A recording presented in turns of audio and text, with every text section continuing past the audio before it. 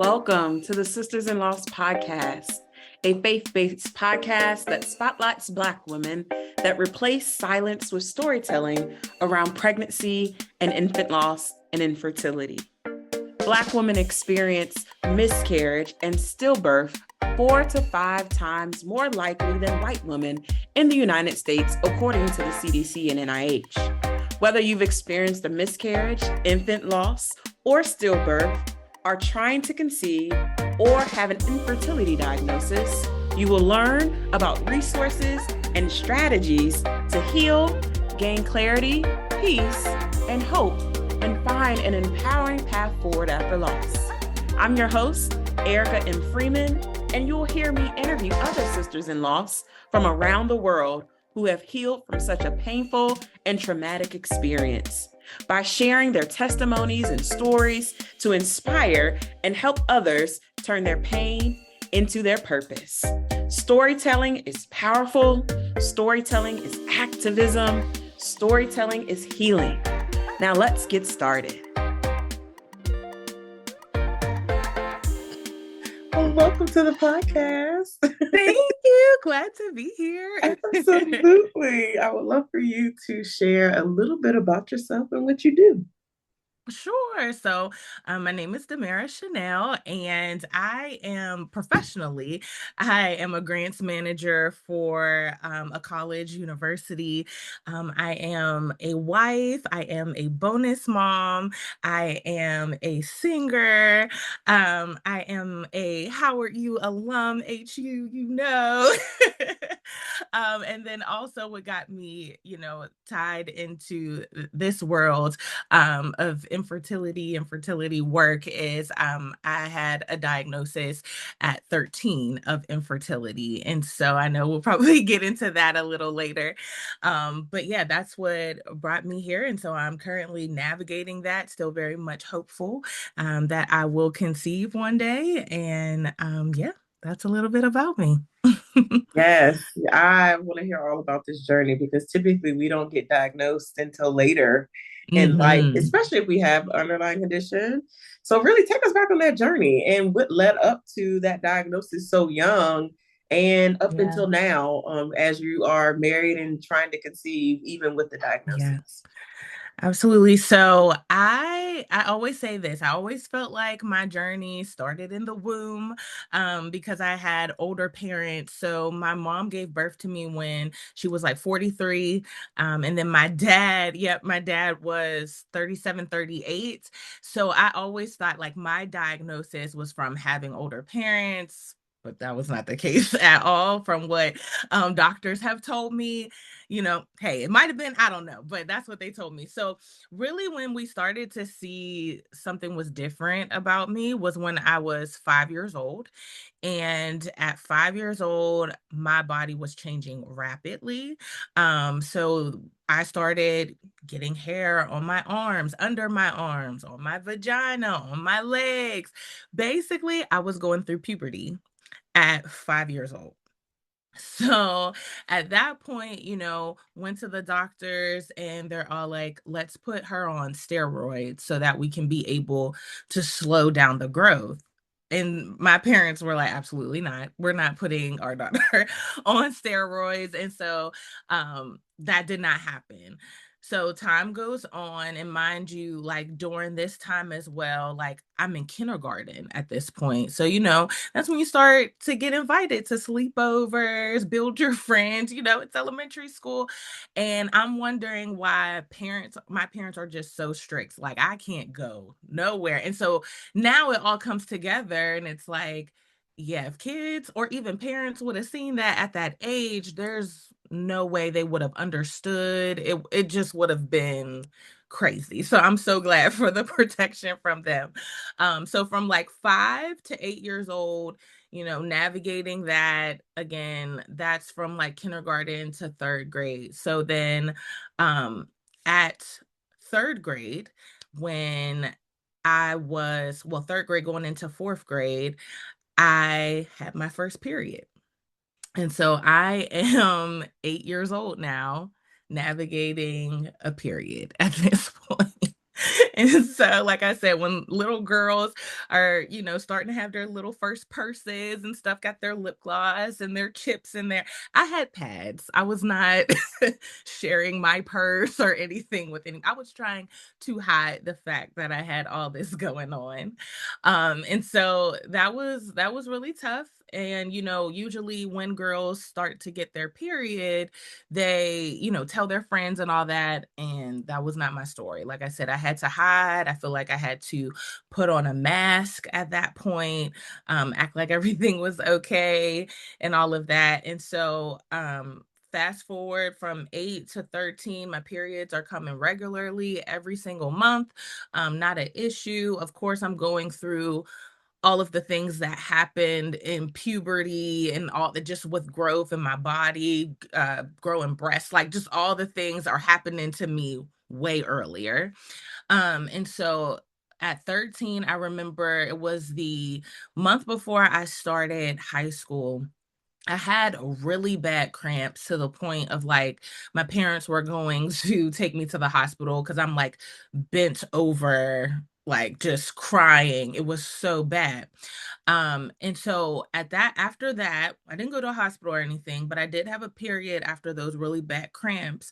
And then after that period, I have never seen a period again. And I am now 33 years old. And so from 13 to now 33, I have never seen a period naturally. So if I did see a period, it was always, either I was on birth control, or some kind of like hormone replacement therapy, but just with any type of treatment or interventions, I have not had that at all. So at 13, that's when all of the testing started to begin. And I had a team of probably like, I don't know, like probably 5 to 10 people. People were getting flown in from out of town. Like it was a big to do. Everybody was saying they've never seen anything like this before. Honestly, it was really hard during that time because I felt like a science experiment instead of like people really showing me empathy and understanding like I am a child and really helping me just navigate this. And that was not the case. So the testing probably went on for about like 6 months. And after the testing, I remember I was in the doctor's office, and me and my mom were in the doctor's office. And so the doctor pulled my mom out of the office. So I'm sitting in the office by myself because at this point, they're about to tell me my diagnosis. So in my head at 13, I'm thinking I'm dying. Like, you just pulled my mom out the room. I'm sitting here by myself. Like, something ain't right here. So my mom goes out with the doctor, and the whole team tells her my diagnosis. And so my mom tells them, she's like, please, don't tell her right now.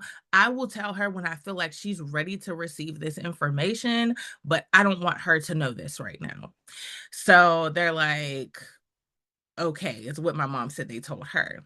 So the rest of the like 9 people stayed outside except for one of the doctors. So one of the doctors comes into the room, sits down with us, and he immediately tells me, you have premature ovarian failure. And if you ever want to conceive, you will be 1 in a million for it to happen. And so initially at that point, I just was in shock. I'm like, what is a premature ovarian failure? Like, what are we talking about here? My mom, she immediately, of course, gets angry, and she's like, my daughter will be that 1 in a million. And so we got up and left immediately because she was not having it. Um, so after that, I feel like I was in a state of shock for a while. And even at home, like no one really sat me down to talk about what this really means or anything. Cause really my parents, they didn't know. Yeah. So they had no idea.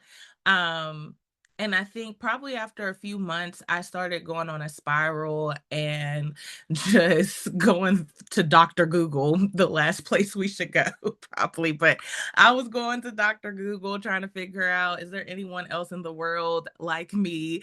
And what does this mean? And what is this?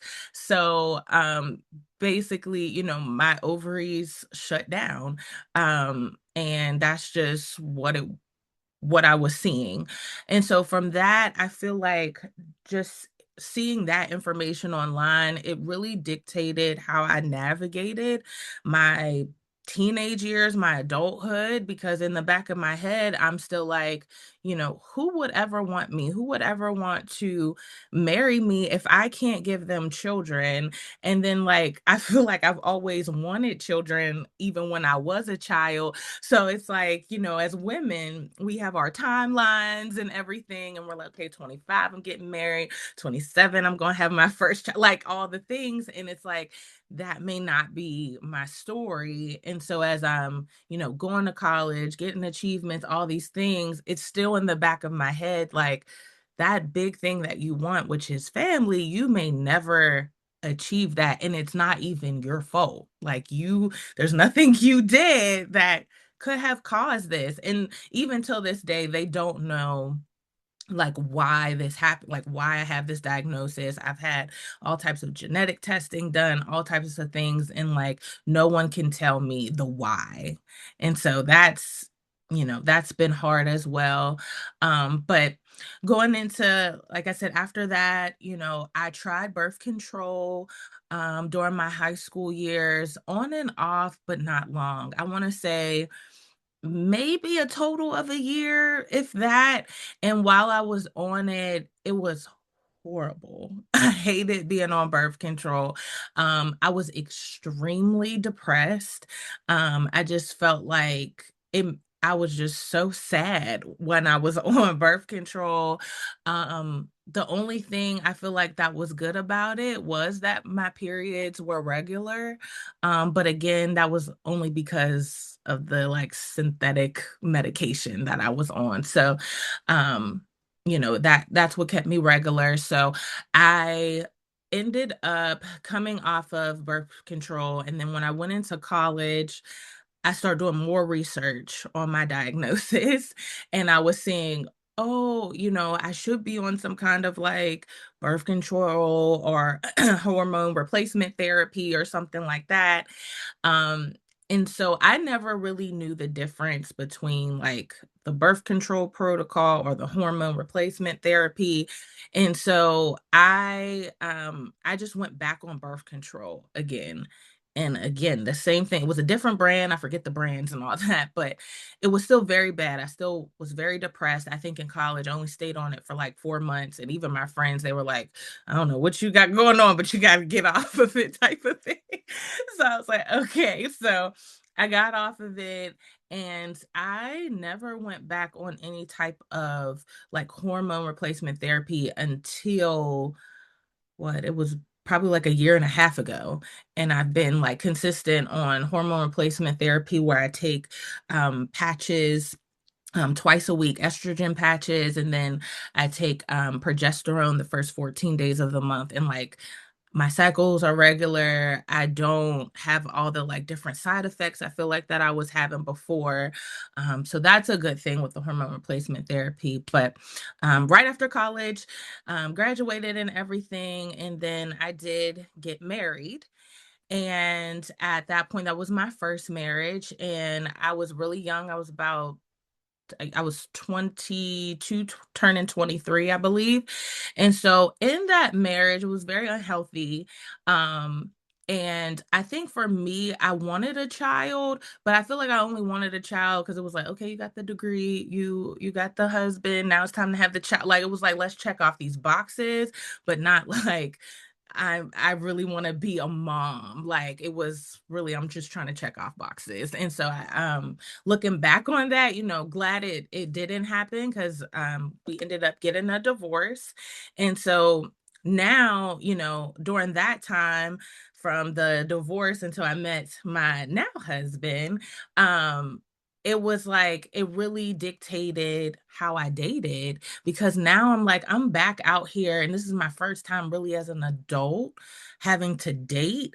And I'm like, well, when do I disclose this? How do I disclose this? I'm not trying to tell everybody my business. And even at that time, now I have a podcast and I talk about it too. But at that time, I was very much like, this is a secret that I'm going to take to the grave. And when God gives me my miracle, that's just what it's going to be. No one's going to know this story behind it. And that was like my thought process.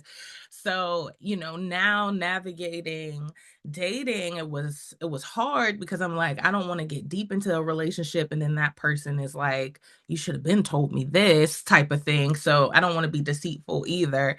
And so that was hard, to navigate. And then it's also all the stuff that you hear, coming at me like, oh, well, do you still want children? Or, and things like that. So that was really hard, but met my now husband. And so when we first got together, he asked me, probably maybe I think a month or two into us dating, like, about, do I want to have children, expand our family? At that time, I'm working like 3 jobs at that point, because I'm trying to also pay off the divorce and all that was happening. So I am working with individuals who have disabilities. And so I'm sitting there looking at the phone, because we're texting each other. And I'm like, this is a really touchy topic. I'm really busy right now that I work. Match. I was not busy. I was just shook. So um, he's like, all right. And so then immediately he calls me. He was not letting that go. So he calls me, and I was like, I just started telling him my story and what I've been through, and my diagnosis and what it means. Thank you for listening to today's episode. For show notes, go to sistersinloss.com to stay connected with us and join the Sisters in Loss community and receive my weekly newsletter. Please go to sistersinloss.com/newsletter. That is sistersinloss.com/newsletter. And so please rate and review this episode, and I will talk to you next week. Think about it, get back to me.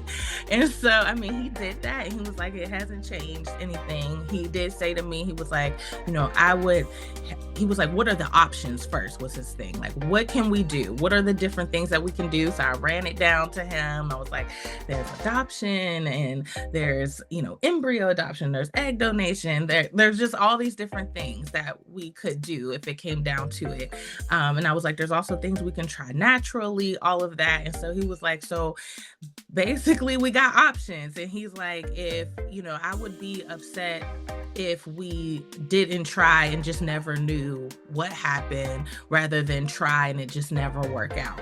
And so I'm like, all right, we're going to ride this till the wheels fall off. And so got married and everything. And so I want to say a month after we got married, that's when we really started to go to a fertility clinic in our area. At that point, I had tests redone all over again, because, mind you, I didn't have like extensive tests done since I was like 13. So I'm like, well, where am I at now? So did that. And the first clinic, oh my gosh, it was a terrible experience. Bedside manner was horrible. They were just like, yeah, you'll never have kids. Like, it was just very blunt like that. And that was the first time my husband was in on a call like that. And he was so upset. And we were like, we'll never go back there again. And so then I want to say like 2 months after that, we went to another fertility clinic, and it was a Black doctor. Really loved the bedside manner and all that was there. And I went in and I was like, I want to have my testing. I just want to have everything done again. Even though I had it 2 months ago, I was like, let me just start new. I just want to do it again. And so he ordered all the new blood tests. And when he ordered all the new blood tests, it said I was pregnant. So, yes. So at that point, I'm like, this is the miracle. This is the miracle. At church, praying, like, just everything. So we're like, he's like, this may be a false positive though. But he's like, come back in 2 days, take the pregnancy test, and we'll be able to see if this is really a pregnancy. That was the longest weekend ever. So we go through the weekend and I take the test and it's a false positive for sure. It is not a pregnancy. And so I'm like, man, but I'm like, what could have, sparked my numbers to be in like pregnancy range? But I'm like, okay. So again, we go through the testing with this doctor and he does say, you have premature ovarian failure. So my questions to him became, because at this point I wasn't on hormone replacement therapy, and he's like, we need to get you on hormone replacement therapy immediately. He's like, estrogen, it protects organs and just all these different things. Like, we need to make sure that you are just healthy, first before we even start thinking about fertility. So I'm like, okay, great. So I get on the hormone replacement therapy. And then I get connected to a doctor that specifically specializes in this. And during that time, I had another positive pregnancy test that came up. So I'm like, okay, this is it. I've never had positive pregnancy test like this. And once again, it was a false negative, a false positive. And so we were heartbroken by that because we just knew like this is what it is. So at that point, doctors are telling me, because I'm like, I at least want to try for a year before we go and add anything else or do anything. So we did that. I was on hormone replacement therapy and I did it's called I think the cycling or the cyclic hormone replacement therapy. And so did that for a year. Nothing has happened naturally. So during that time, I was like, fine. I was like, I don't have money though to try IVF or, any other options. It's time to write some grants. I'm a grants manager. I could write some grants. Let me write some grants. So I wrote to the first organization that I reached out to. I wrote to them and I told them our story and everything. I actually found this organization in one of my groups that I'm in on Facebook. And I applied. It's so crazy. I seen a lot of like pushback from them though in the group because you had to basically have a $50 application fee. And so many people in the group were like, that's a scam, that's a scam. But I'm like, that's what it is across the board, really. Like, you have an application fee. So I was just like, okay. So I applied, and I want to say about 3 months later, they told us that we won the grant and we got awarded for a full cycle, full IVF cycle. And so I was supposed to be in it right now, but there were some setbacks that I can talk about too. So we'll be starting that process though in the fall. But the setback that we just had was everything was really supposed to start in April.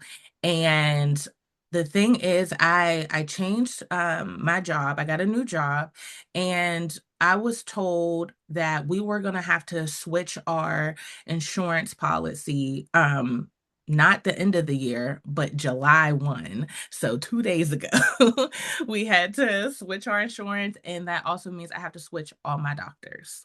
So I've been in the process of getting established with all new doctors so I can move forward with this process. On top of that, we were told that for the PGT testing, we would have to do not just the regular PGTA, but also a strand called PGTM.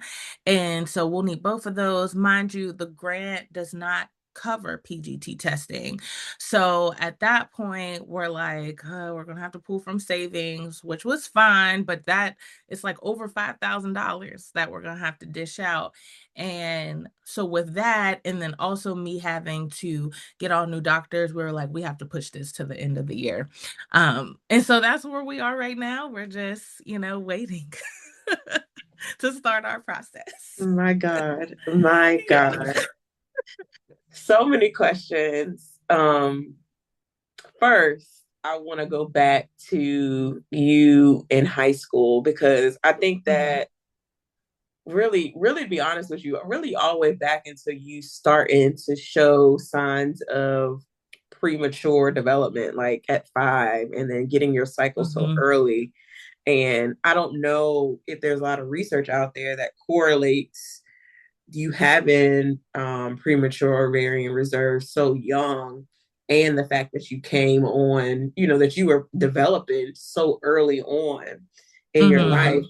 And a lot of people, even just nowadays, credit like environment and credit, Yep. what we eat, Yep. our lifestyles to a lot of us not only developing early, but also coming Mhm. on our cycles early, which has Mhm. led to a lot of people obviously getting on some type of birth control. And then when we're ready to have kids, having struggles, having Yep. fertility challenges all the way Mhm. across the board, not just with, premature ovarian reserve, but like PCOS and Right. endometriosis and fibroids and a lot of these health issues that affect Black and Brown women disproportionately compared to our white counterparts. I want to know, how was your childhood? Because that's a Mm. lot. That's a It lot is. to be happening to a 5-year-old, let alone an 8-year-old, let Yeah. alone going through high school, knowing in the back of your Mhm. mind that you want children and that you may not be able to have them. I would really love for you to take me back to, 13 and Mhm. 14-year-old DaMarra. Like, what was you thinking? Like, how did you Yeah. process that so young? It's different when you're married, right? Mhm. And you are a little Yes. older, but you got this diagnosis so young. I just can't even Mhm. imagine. Or did you just not even think about it because you are worried about all the other stuff you got going on as a teenager? You get what I'm saying? It's Yeah. so hard to comprehend. Mhm. And then how did your parents really break it down to you? Or just did they even have language? Because I don't think they did. Mm-mm. This No. is kind of what they were saying. Yeah. Yeah, my parents did not have language. Mind you, I, grew up in the Baptist church, and so it was just always like God is going to make a way. You will be the one in the million. We'll keep this in prayer, but we're going to keep this pushing. And, at that time too, like I'm a singer. So I was singing all around Pittsburgh all the time. So like I was very known, and I just felt like this was something that just could not get out. Like this had to be a secret, even with friends. I don't really think I started to share like with my close friends until I was maybe about like 15, 16, and I was really only one friend that knew, and that is still my best friend until this day. Um, but yeah, it was tough. I felt like I was always just putting on a mask. I would like when you have such a hormonal imbalance, it is such a roller coaster. Like the emotional and mental toll that it took on me was insane. And it's like I constantly have to show up like with this smile and this poise, and I'm okay and I'm good, and I'm like I'm not okay. And mind you, I'm not medicated at all at this time. I'm not seeing a therapist. Even with like therapy, I was set to actually go to a therapy session when I had first got diagnosed. And I won't say who said it, but I'll basically say they were just like, "Are you really gonna go to that appointment?" Like basically making it seem like you're not crazy. So what are you trying to go to therapy for? And therapy was not, this great buzzword that it's become now, and people actually understanding how its effects are really positive, and what it can do for you. So that wasn't the conversation that I received when I was 13 years old. So I just feel like my childhood was a lot of just masking. Like I said, even from what was that, 8 years old, like I'm hiding pads. As a woman, you're not really hot. Right. It's just what it is. So it's like I'm also, when people come over the house, I'm trying to make sure I'm, hiding it deep into the closet. They can't see boxes. Like, so it's like I'm always hiding, I'm always masking. And like to do that for so long. And then when you get to like 13 or 14 and all your friends are starting to tell you about their periods, and you're like, man, I've been dealing with this for the past 5 years. Like, what's up? So it's just like it just it was not fun at all. And then to not have adults around you that understood what you were going through, you just felt lonely. Like I felt super lonely, um, and just by myself as I was going through this journey for sure. Absolutely. And that's the reason why I wanted to ask you that, because I felt like obviously there is an age gap too, because I my parents are younger. My mom had me when she just had turned 20. So it's a gap Okay. in age of that too, right? Like, Mm-hmm. so, my mom's only 20 years older. Your mom's 40 years older than you. There's a Yes. generational gap there as well. Mm-hmm. And, if you don't have that support, I'm not saying that your parents weren't supportive, because they were, obviously. But Right. it's just the Yeah. language of Right. exactly explaining to you how your body is transitioning. And they may Mm-hmm. just have assumed, just like a lot of our parents do, just because we just got our cycles younger, it's just a part of life. We're just getting them Right. younger. And this is just something that you just got to deal with, not knowing that it could have led, obviously, when you turn 13, a deeper issue that still Mm-hmm. they didn't necessarily have language for, or really Yep. understood how to navigate or prepare you for what those hormonal imbalances look like. Mm-hmm. So fast forward all the way now to now, um, as you have been on hormone replacement therapy, do you feel like this is the first time in your life where you felt um, completely whole, if that makes Mm-hmm. sense? Like Yeah. you aren't doing these ups and downs of Mm-hmm. depressiveness. You're not having fluctuations in mood. Mm-hmm. Your anxiety's kind of under control. And then also just physically in your body, you're Mm-hmm. feeling like, okay, I don't have the same nipple soreness. My back ain't hurting. Like, Right. I'm not, my body's feeling like Mm-hmm. settled. Because I don't think people Yeah. realize that whenever you have any type of hormonal issue, all the things I just It's named, fibroids, endometriosis, yes. PCOS, diminished ovarian reserve, Mm-hmm. high prolactin on your pituitary gland, like all of those things jack you all the way up. And I don't think Yes, it people does. really understand how that plays a role into your everyday functions. Like, we still got to go to Mm-hmm. work. We still got to Yes. go to church. We still got to Mm-hmm. go to the grocery store. We still want to work out, but we can't because we got all these other issues. Exactly. I'm speaking to Yes. the choir, Talk but about it. you know what I mean. Yeah. So Yes. how has this last year been for you now that they've kind of gotten you on a good regimen, on a consistent regimen? Yes. So I would say this has been the healthiest that I have felt in my body. I think with having the hormone replacement therapy, also with therapy too, um, and yep, mental health, like I feel like that, like having that, I guess you could say wraparound support is just like it's been amazing for me. I'm not gonna say I don't have, times where I am depressed or whatever, because even in this journey right now, there's so much setbacks, there's so much waiting, there's just so much that people don't even see that goes into this. And so just being able to have the support that I have, being in a healthy relationship, like there's just so many things that I just feel like at this point in my life, I feel good. I have a good job. I make decent money. Like I'm not worried about all these other things that I was worried about when I was younger. Also, even the whole thing of like hiding this from the world, I done told the world, at this point, I'm on your podcast, on your platform. I have my own platform. So it's just like it just feels like weight has literally been lifted off of me in so many different ways. We will save the relationship talk for another podcast. I'm Yeah. also divorced. But I also think that that definitely played a role in even you getting to this place. Not only the consistency of having a steady partner and a healthy relationship, but also Mm-hmm. how it has felt in your body. So, you know, Yes. I and the patience of your husband to Mm-hmm. allow you to take this time to get your body in a steady state so Yes. that it can be open to whatever those next steps are for you, whether it Mm-hmm. is to, you know, obviously you all have tried for a year to conceive naturally, but even still your body still has to be at an optimal state if you want to go down the road of an IVF cycle. And what does that look like Right. for you?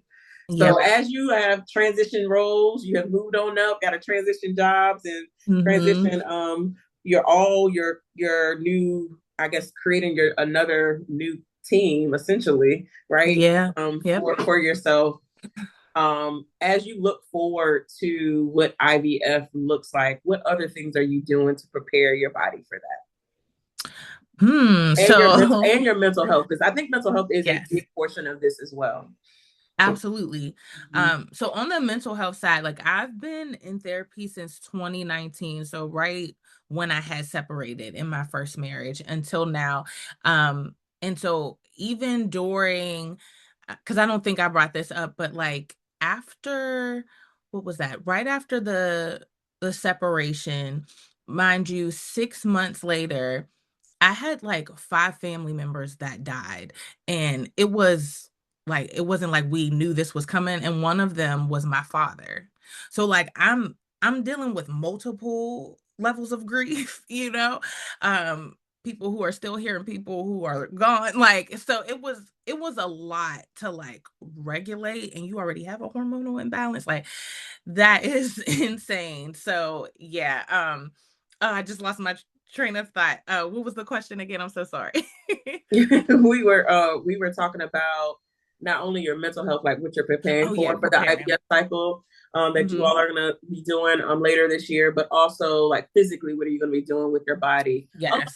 along with continuing with the hormone replacement therapy, because I think that that's going to continue. But what other things are you Hmm. doing to help those Yeah. who are out there? Because I think everyone's in this place, especially now that a lot of these conditions, hormonal conditions, are getting like renamed. Obviously, PCOS just got renamed to Yes. PMOS, Yep. and people are. I feel like a lot of our hormones are misbalanced when you get over 35, especially for folks who Hmm. are over 35, getting closer to 40, and you may be what we consider in perimenopause, and your hormones are Hmm. starting to go all over the place anyways. Like we still should Yep. be doing things proactively. That's the reason Hmm. I'm asking the question for you. Yes. So yep. So in preparation, so I'll go with, like I said, I'm on the hormone replacement therapy. I take my estrogen patches. I have to change them twice a week. I take progesterone the first 14 days of the month. At night, I take magnesium. Then I'm on a very strong dose of like vitamin D that I only take weekly. And then I have like a prenatal vitamin that I take. And so I do that regularly. Like I make sure that I'm on that medication. On top of that, I am in the gym, but I'm really focused on like strength training, weight loss and all that. I've always yo-yo dieted and all of that. My hormones are so out of whack. So it's like it's always been hard to just lose weight, keep it off type of thing. But I feel like the difference now is like I said, as I'm educating myself, I'm really focusing on the strength training, and just building my muscles up and all of that. Um, Another thing that I'm doing when it comes to just eating, so I had a metabolic test done about 3 years ago, and I seen that for me to lose weight, I would have to eat between 1,200 to 1,400 calories a day. And just to maintain weight, I could only eat 1,500 calories a day. And that is way below the norm. Like you, I think, what is it, 2,000 calories, is the normal range. And I'm like, well, no wonder I can't keep the weight together, because who can maintain such a low caloric intake? Like that's insane. So I'm gonna tell y'all, I really am trying to stay like right at that 1,400 range, but It's been hard because it's just like after about maybe a meal and a snack, like you might be at 1400. So I'm trying though. I'm trying to, make better choices and things with that. Another thing that I really enjoyed as I prepare for IVF and just what's next is I have two hobbies that I picked up that I truly enjoy. One is hand crocheting blankets. I love doing that. And then the other thing that I really got into was just reading Black romance books. And I love it. Yes. And so I'm like, I have just been enjoying that. And that has just helped me mentally. I have things to look forward to. I'm so excited about a new book or a new stitch that I get to create with the yarn. And so, yeah, I'm enjoying that. I do want to do some more traveling, but I feel like those are the things that I can like do now and on the regular, and that keeps me just happy and excited. So that's what I would say I'm doing right now. Girl, you're after my heart. So I just finished Mara King's new book, The Revelation of of Darlene Daphne. Yep. I literally just finished that this morning. So I've seen it. I haven't read that, but I've seen it. Add I'm it like to the on Book list. Talk and all that. To the list. Okay. Yep. Add it to the list. Yep. We love Yep. Mara in general. It is a one of those reads that it's romance like it's not no Kennedy Ryan or Danielle Allen, Okay. but it is a great story, and it's set in the 90s, which we Okay. seldom forget that you still had to use a quarter to use a payphone, and Yes. Oh my and so gosh. it's yes, add it to the Oh, list. I I love that. literally Okay. finished I that gotta book do that. like 3 hours ago. It's so Love it. good. So Mm-hmm. yes, we are romance girlies. Oh, Yes. and don't want to settle for nothing less, because Nope. that's the book. That's what the girls write. So we want I love exactly what it. they're written in the books. Yes, I love Mm-hmm. that, and I love so. I actually am and made this as a hobby for me this year was to actually learn how to sew. So I signed up for Oh, sewing okay. classes, and Yes. I'm taking classes in a couple weeks. It's like a 4-week class. That's Um, awesome. so it's a new hobby, and hopefully I Mm-hmm. enjoy it, and I'm gonna make Mm-hmm. the investment into a sewing machine. And I buy fabric everywhere I go. I'm a big traveler too, Okay. so I'm excited to finally do this, because I'm like, this is something I've been putting off forever, but it's Mm-hmm. good to be a student and learn something new, and then Yes. just pour yourself into something that is just like you said, you can do at home. It's something that you Mm-hmm. can do for you, something that's going to bring you joy. And I think that is Yep. something that I'm looking forward to with learning how to sew. So I let you Yes. crochet. That's also fun. Yes, I love it. And then even like family, because I love just doing blankets and like just seeing them always with their blanket. It Oh just, I don't know, it yes. does Oh something no, for no, me. that does. It definitely brings something to me. Brings something full circle. It's the same way I feel about gardening. I have a big Yeah. garden, and I'm always like, Oh, how much food I can give people, because yeah. it's a big joy. I'm like giving you my food that I Yep. grew. That's amazing. Yes, no, absolutely. It's so yeah, so good. So definitely add the revelation Okay. to Dion Daphne. Dion Daphne. Yes, Okay. Dion Daphne. Dion Daphne. Yeah, from Mara Brock Akil. I literally just finished it this morning. So Okay. good. So good. Love So let's that. talk about your faith journey. Obviously, growing up in church, we are taught a certain way, but Hmm. then when you have this diagnosis so young, did people Hmm. really, and first off, not only having a diagnosis so young, but also you getting married, getting divorced, and now that you're remarried, Hmm. did how has your faith journey been, knowing that, you know, not only or feeling the feelings that you may have had that God has failed you on this journey of becoming a mom? Mm. Yeah, I think I'm gonna go back to little DaMarra first. I think first hearing, um, God is gonna make a way. Like, you have to have faith. Like, that was just told to me over and over again, specifically just by my parents, because again, we weren't telling anyone. So like, I didn't have support from church or, a community, a faith community at that time. It was only my parents. So I feel like initially I'm like, yeah, God got me. It's gonna work out. And that's kind of like what I carried with me throughout my childhood. I feel like there were the times where I was like, but God, why me? Like, because even when I started to learn more about my diagnosis and I'm seeing statistics and they're like, this is 1% of women. I'm like, Lord, why would you give me this thing that only 1% of women on this earth get? Like, why me? Type of thing.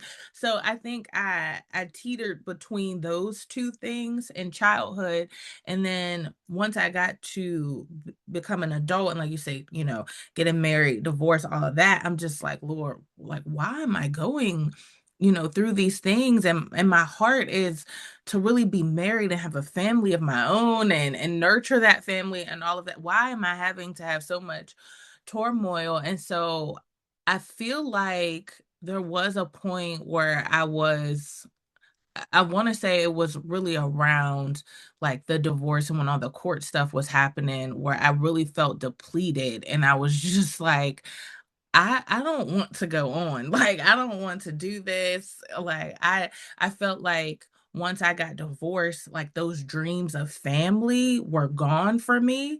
So I'm just like, what do I have to look forward to after this? Like, I don't have anything. My father's gone. That was my best friend. Like, I don't have anything is how I felt.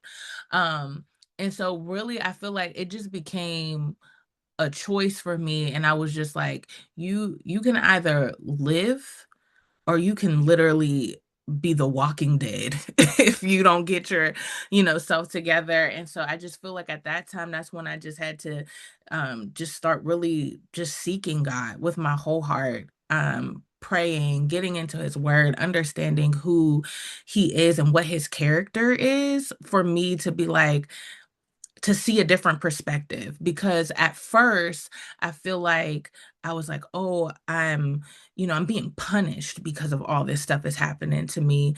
And then I was like, once I feel like I was starting to get into a healthier space, it was like, no, like, God was protecting me. God pulled me out of this. God is moving me into something that he has for me. Like, it totally shifted my mindset. And like, now, being on the other side, it's kind of like, wow, like, what would have happened if I would have just stayed in that space? Like, I wouldn't have gotten all the things that I'm living in right now. Like, it blows my mind. And I'm so grateful. But I feel like also too, with my faith, once I started to become more vulnerable to and let people in more of like what I'm dealing with, and like, I'm not perfect, DaMarra. I have all these things happening to me and I really need support. That's when I saw God's love the most, because he put some amazing women in my life. Even people who There were people who have been through my situation. Maybe it's not my diagnosis, but it's infertility of some sort, or it's going through a divorce or whatever, that were like prominent people where I live. And once I started to open up, they're like, let me take you to lunch. Let me talk to you. Let me, like, and till this day still pours into me and is so supportive of me. And I'm just like, wow, like, God is so good. And it's like, I didn't even have to go to them. Like, they came to me. And it's just like, it's amazing. Like, it's so amazing.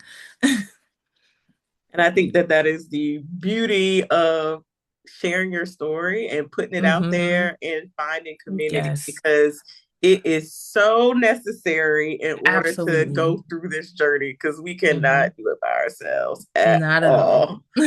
At all. All right. Mm-mm. So I have some rapid fire questions for you. Uh-oh. Are you ready? Oh, I don't know. I like, how many seconds do I get? You get as much as time as you need. Okay, okay. What is one word that would describe your grief journey? Ooh. One word that would describe my grief journey. Mm, I want to say transparent. Um, yeah, transparent because like I said, I wore a mask. I hid things as much as I could. Um, but when I went through just all those grief of infertility, grief of marriage, grief of just my father, my other family members, I had to be transparent and let people know what I had going on so that so I could have support. I knew I couldn't deal with all the things that I had going on at once. I was going to lose my mind. So I think just being transparent, that's how I would the word I would give it. Yep. What is one thing that you wish someone said to you when you had your diagnosis of infertility? The one thing I wish someone said to me,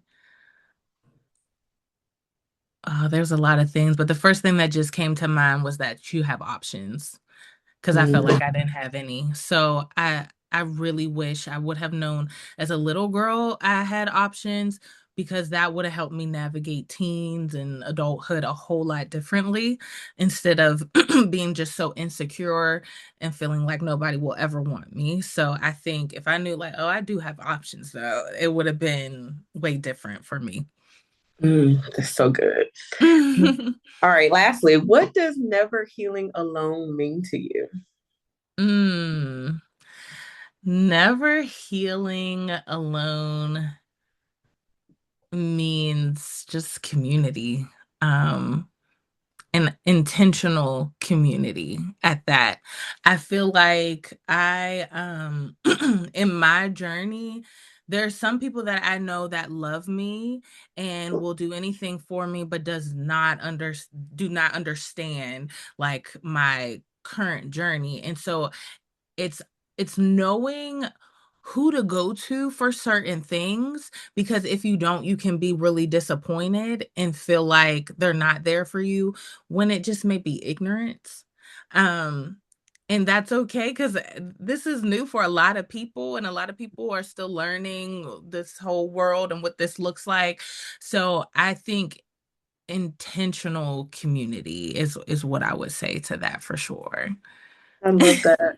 Love it, love it. So, what encouraging words? Oh, we're going to continue to pray for you, lift you up in prayer as Thank you go through this you. Thank you. next Thank you. chapter of your journey, whatever it leads. Because as we know, it's going to be probably IVF is no joke, as you all have probably heard on Yeah. episodes on this podcast. So we're going to continue to wrap you in prayer, continue to lean into Thank your you so community. much. We are here for you. But Thank I would love for you. you to leave our listeners with encouraging words, especially those who are on this infertility journey. It Hmm. is a journey, and even Yep. after you get your baby, it's still a journey. It's still a journey. It's still a Yeah. journey. So, Yep. what encouraging words would you leave with our listeners today? The encouraging word I would leave with you all is your diagnosis does not define you.